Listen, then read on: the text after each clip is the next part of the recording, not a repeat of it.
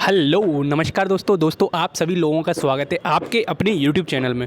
दोस्तों आप सभी लोगों के लिए एक नया रिक्रूटमेंट निकल के आ रहा है, नई वैकेंसीज आउट हुई हैं। ध्यान से सुनना, सब कुछ मैं बताने वाला हूँ।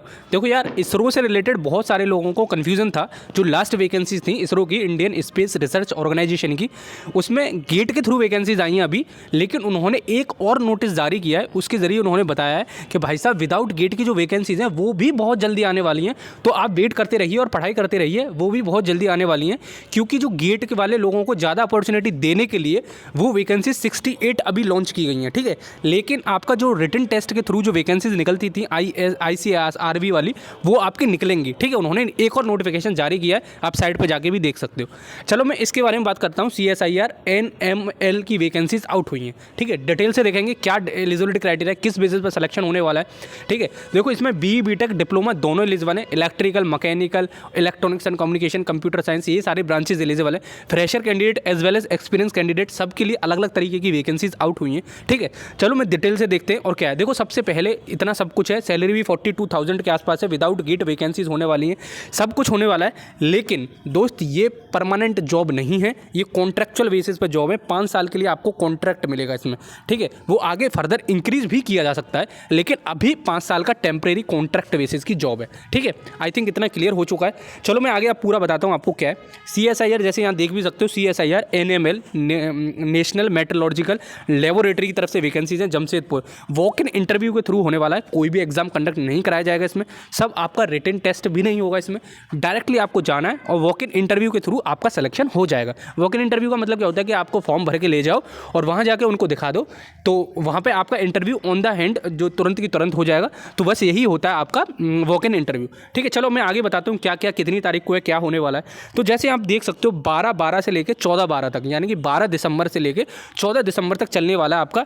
कहाँ पे चलने वाला है? जमशेदपुर में ही चलेगा। जो भी स्टूडेंट है, कहाँ पे कौन सी पोजीशन पे चलेगा वो भी बता देता हूँ। टेम्परेरी बेसिस पे project associate 2, senior project associate, project assistant, technical assistant और प्रोजेक्ट, ठीक है, SRF। ये आपका पूरा रिक्रूटमेंट प्रोसेस है। अब देखो क्या क्या एलिजिबिलिटी क्राइटेरिया वो भी देख लेते हैं एक बार एट अ ग्लांस। देखो SSP 1305 की जो वैकेंसीज हैं उसमें प्रोजेक्ट एसोसिएट 1 है, और प्रोजेक्ट एसोसिएट 1 है उसमें आपकी BE-BTech केमिकल इंजीनियरिंग में हो तो भी आप एलिजिबल हो जाओगे, कोई एक्सपीरियंस रिक्वायर्ड नहीं है। BE-BTech मेटलर्जी में हो तो भी एलिजिबल हो आप, ठीक है। और वॉक इन इंटरव्यू 12 तारीख को होने वाला है आप सभी का। और फिर उसके बाद में आता है इन्वायरमेंटल, BTech केमिकल में हो तो एलिजिबल हो आप, 2 साल का एक्सपीरियंस रिक्वायर्ड है लेकिन इसमें, ठीक है। और ये सब लाइब्रेरी में आपका जो लैब होती हैं, जिनकी जो लैब होती है उनमें वैकेंसीज होती हैं, और उन्हीं में आपका 5 साल के लिए प्रोजेक्ट के तौर पे हो जाएगा। सैलरी देखो बहुत अच्छी होने वाली है दोस्त, 42,000 के आसपास आपको सैलरी मिलेगी, ठीक है, इन मंथ। तो सैलरी अच्छी है, और स्टार्टिंग में आपके लिए यार फ्रेशर का टैग हटाने के लिए ये भी बहुत अच्छा अपॉर्चुनिटी है। तो यहाँ पे जाके देख लेना जो जमशेदपुर के आसपास रहते हो, या फिर जो कन्वेंस अपना बुक कर सकते हो जमशेदपुर तक जाने में, ठीक है।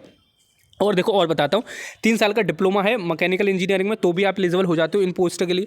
और भी यहाँ नीचे आओगे तो यहाँ पे आपको दे रखा है केमिकल इंजीनियरिंग और एक्सपीरियंस होना चाहिए। हाइड्रो मेटलर्जी में ये डिपार्टमेंट अलग है। देखो यहाँ पे आपको लिथियम आयन की बैटरी वगैरह बनाने के लिए एक्सपीरियंस होने वाला है।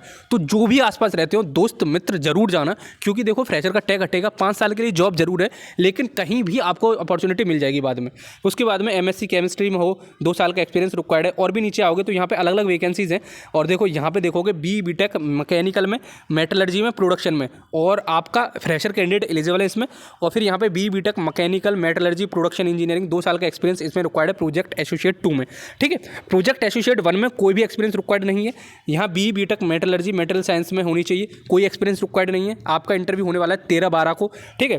फिर प्रोजेक्ट असिस्टेंट है, यहाँ पे डिप्लोमा चाहिए मेटलर्जी इंजीनियरिंग में और मैकेनिकल इंजीनियरिंग में। और देखो जैसे जहाँ पे आपका मैकेनिकल प्रोडक्शन लिखा है उसमें इलेक्ट्रॉनिक्स वाले भी एलिजिबल हो जाएंगे, ठीक है। और यहाँ पे देखो केमिस्ट्री में दे रखा है, मोस्टली केमिस्ट्री, मैकेनिकल, मेटलर्जी और केमिकल, ये ब्रांचेस वाले एलिजिबल हैं मोस्टली, ठीक है, मोस्ट ऑफ द वैकेंसीज में।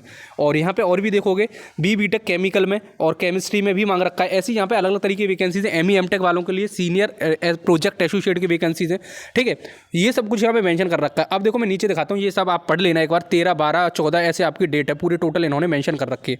अब देखो मैं एग्जामिनेशन की बात बताऊँ कि कितनी आपको सैलरी मिलने वाली है। प्रोजेक्ट SRF देखो देखो गेट का रिक्वायरमेंट नहीं है, अगर आपके पास गेट है तो आपको बढ़ के पैसा मिलेगा, लेकिन अगर आपके पास गेट नहीं है तो आपको पैसा नहीं मिलने वाला है इतना, क्योंकि आपको 30 से लेकर 32,000 के बीच में मिलेगा अगर आपका गेट क्वालिफाइड है, जस्ट क्वालिफाइड, ठीक है, तो भी आपको एलिजिबल हो जाओगे। तो प्रोजेक्ट असिस्टेंट की वैकेंसीज में आपको 50 साल की उम्र होनी चाहिए और मैक्सिमम लिमिट है, ऐसी नहीं है कि इतनी ही होनी चाहिए। 20,000 प्लस एचआरए मिलेगा आपको। प्रोजेक्ट एसोसिएट 1 में आपको 25,000, 31,000 और फिर एचआरए मिलेगा, ठीक है। प्रोजेक्ट एसोसिएट 2 में 28,000 और 35,000 मिलेगा, 35 साल एज लिमिट है आपकी। और फिर सीनियर प्रोजेक्ट एसोसिएट में 42,000 प्लस एचआरए, 40 साल की एज लिमिट है। प्रोजेक्ट एसआरएफ में 35,000 प्लस एचआरए और 32, एचआरए मतलब हाउस रेंट अलाउंस, ठीक है। तो ये हो जाएगा। अब सिलेक्शन प्रोसीजर के बारे में बता दूं, देखो यहाँ लिख भी रखा है, अपर एज लिमिट है वो 5 साल का रिलैक्सेशन मिल जाएगा, जो भी आपका रिजर्व्ड कैटेगरी में आते हैं उनको मिल जाएगा, ठीक है। उसमें कोई टेंशन की बात नहीं कि भाई साहब मैं ऐसी कैटेगरी में आता हूँ लेकिन मेरी एज 40 से ऊपर निकल गई, कोई बात नहीं, 4-5 साल का आपको एक्सपीरियंस का वो मिल जाएगा।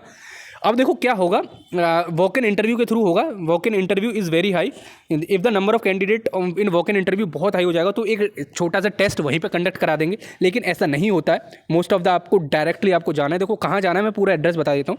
Interested eligible candidate who are Indian national and fulfil the above eligibility, जो भी ऊपर दे रखी है वो फिलफिल कर रहे हो, तो 9 बजे से लेकर 11 बजे तक 12 तारीख को से लेकर 14 तारीख के बीच में CSIR NML बर्मानीज जमशेदपुर 83-1007 झारखंड में आपको जाना होगा, ठीक है। क्या क्या लेके जाना है आपको, इसमें सब कुछ लिख रखा है। जो नीचे एक इन्होंने परफॉर्मा दे रखा है उसको भर के जाना है और उसमें सारी अपनी डिटेल्स भरनी है, ठीक है, और लेके पहुंच जाना है, अपने सारे डॉक्यूमेंट लेके जाना है। देखो इसको डाउनलोड कर लेना, मैं लिंक डिस्क्रिप्शन में प्रोवाइड कर दूंगा, तो वहाँ जाके डायरेक्टली इनको डाउनलोड करके, और ये जो नीचे वाला है इसको अपने पेन से भर के, जो भी आपकी एलिजिबिलिटी लिमिट है, गेट वगैरह जो भी आपके पास है वो यहाँ भर के चले जाना आप, ठीक है। तो यही इसमें मेंशन कर रखा है। आई थिंक आपको समझ में आ गया जो मैं बोलना चाह रहा हूँ। तो चलो फिर मिलते हैं अगली वीडियो में, जब तक के लिए जय हिंद, जय भारत।